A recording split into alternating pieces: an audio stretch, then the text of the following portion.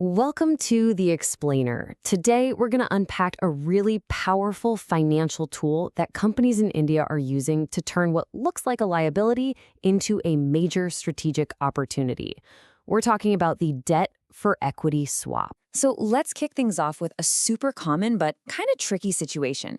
Imagine a parent company with a subsidiary that, could use a little help with its finances. The parent has already loaned it some money, but pouring in more cash just isn't an option right now. So what's the move? Well, the answer is this really clever maneuver called a debt for equity swap. It's actually pretty straightforward when you break it down. The parent company, the one that's owed the money, basically says, you know what, forget the loan. And in exchange for wiping that debt off the books, it gets new shares in the subsidiary. It literally swaps its hat from a lender to an owner. And look, this isn't just some accounting trickery. The benefits here are huge, both right away and for the long haul. The subsidiary's balance sheet gets an instant makeover. Less debt, more equity. That means it stops bleeding cash on interest payments, which frees up money to actually invest in growth. And maybe most importantly, it gets everyone on the same page. The parent is no longer just a lender waiting to be paid back. It's an owner who wants the business to succeed. Okay, so you've decided this is a smart move. What does this whole journey actually look like? Where do you even start? Well, first things first, you've got to navigate the legal landscape. And in India, that means you're dealing with a bit of a maze, governed mostly by the Companies Act of 2013. You have to follow the path perfectly. So, to get through this maze, you have to pass 3 critical gates. And listen, the timing here is everything. Gate number 1, the option to swap the debt for shares has to be baked right into the original loan contract from day 1. Gate 2, all the shareholders have to approve this option with a special vote before the loan is even made. You can't just decide to do this later.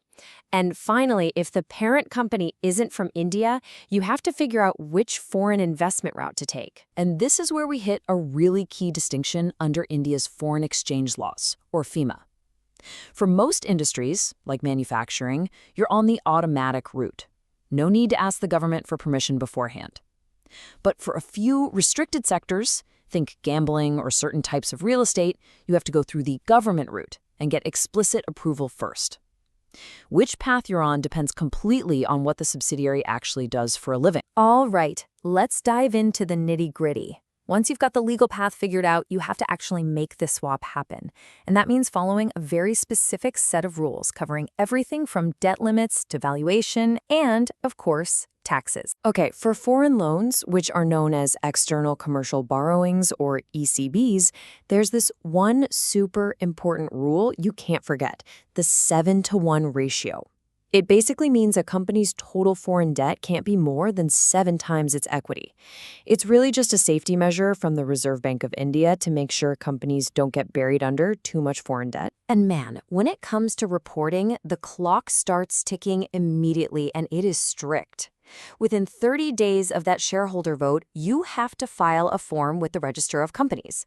Then, once the new shares are actually handed out, another 30-day clock starts for 2 more filings, one back to the registrar and another to the Reserve Bank of India if foreign money is involved.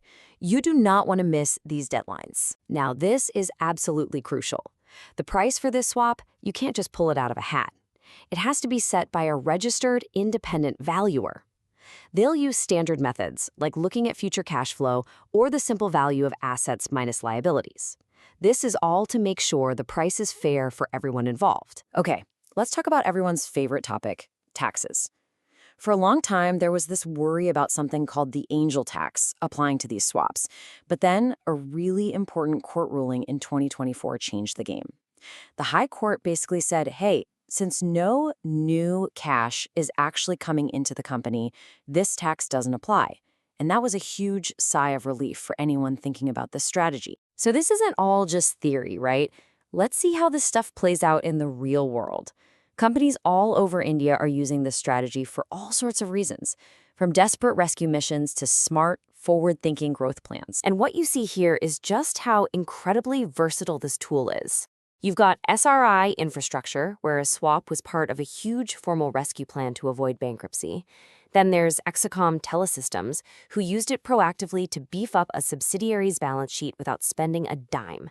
And in the startup world, Things like iSafe notes are basically just a prepackaged debt for equity swap waiting to happen. Okay, let's bring it all home. We need to weigh the pros and cons, the big payoff if you get it right, but also the potential traps you gotta watch out for. So, the payoff. I mean, just look at this dramatic before and after.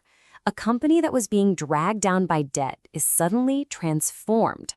The debt shrinks, the equity grows, that all-important debt-to-equity ratio just plummets, and boom, no more cash-draining interest payments. The result is a much healthier company, and one that looks way more attractive to any future investors. But, and this is a big but, it's not all smooth sailing. For the other shareholders, the biggest issue is dilution. When new shares are created, their slice of the pie gets smaller. There's also the risk that the market might misunderstand the move and see it as a sign of desperation, not a smart strategy.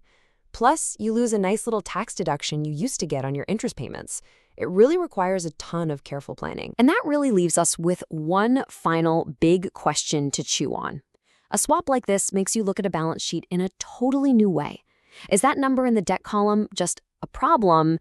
Or, if you're smart about it, could it actually be a hidden key, an opportunity to unlock a stronger, more resilient future for your company?